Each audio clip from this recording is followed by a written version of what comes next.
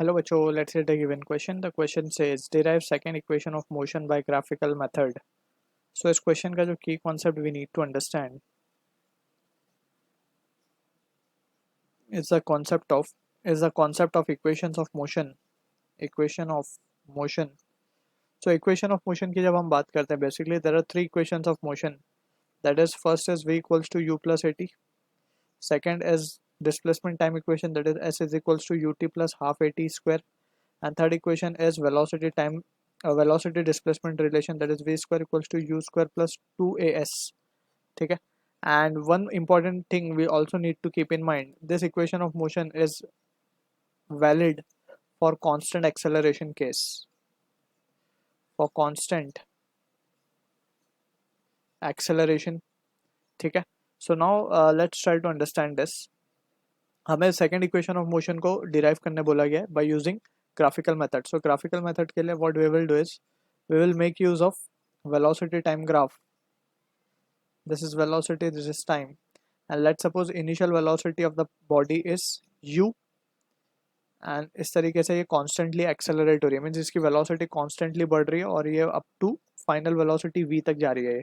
This is velocity and this is time. इस तरीके से हम इसको लिख देते हैं. ठीक है.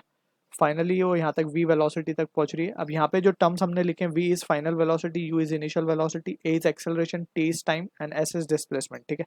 तो u इनिशियल वेलोसिटी है, v फाइनल वेलोसिटी है, तो फाइनल वेलोसिटी हम देख सकते हैं यहाँ तक पहुंच रही है. ठीक है. सो इसको अगर हम नेमिंग कर दें, ये पॉइंट को लेट से हम नाम दे देते हैं a, ये पॉइंट o बोल देते हैं, इस पॉइंट को b बोल देते हैं. अब यहाँ पे इसको अगर हम थोड़ा सा ड्रॉ करें ग्राफ को फर्दर एक्सटेंड करके, ये पॉइंट को c बोल देते हैं, ये पॉइंट को d बोल देते हैं. ठीक है.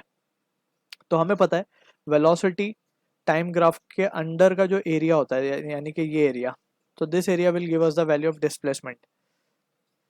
तो यहाँ पे हम लिखेंगे displacement s will be equals to, सबसे पहले यहाँ पे हम देख सकते हैं कि देयर विल बी एक ट्राइंगल दिख रहा है हमें, तो ट्राइंगल का एरिया लिखेंगे half into base into height. Base is AC, height is BC, plus एक नीचे वाला एरिया, एक रेक्टेंगल दिख रहा है हमें, तो रेक्टेंगल का एरिया क्या लिखा जाएगा, OA length into breadth, OA into OD.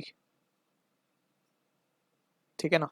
अब यहाँ पे finally we can substitute the value half into AC की वैल्यू अगर हम देखें, सो AC लेट सपोज यहाँ से यहाँ आने में जो टाइम लग रहा है उसको, वो है t, यानी कि A से B तक जाने में जो एक्सेलरेट हुई है बॉडी, जो उसको टाइम लगा है वो है t.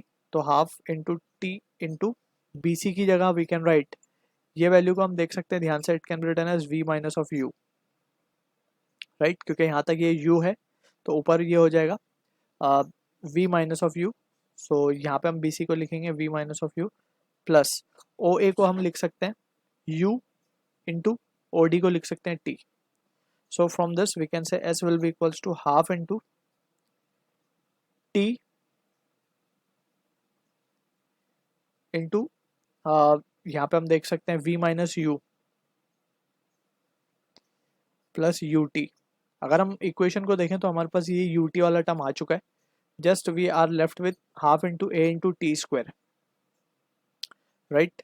अब यहाँ पे ये v माइनस यू को अगर हम देखें ध्यान से, v माइनस यू को, सो v माइनस यू को हम क्या लिख सकते हैं, from the given diagram we can say v minus u change in velocity है, राइट. सो इसको हम लिखेंगे half into t into change in velocity can be written as acceleration into time, and this is ut. यहाँ पे हम reason दे देंगे, since acceleration क्या होता है, change in velocity with respect to time is acceleration.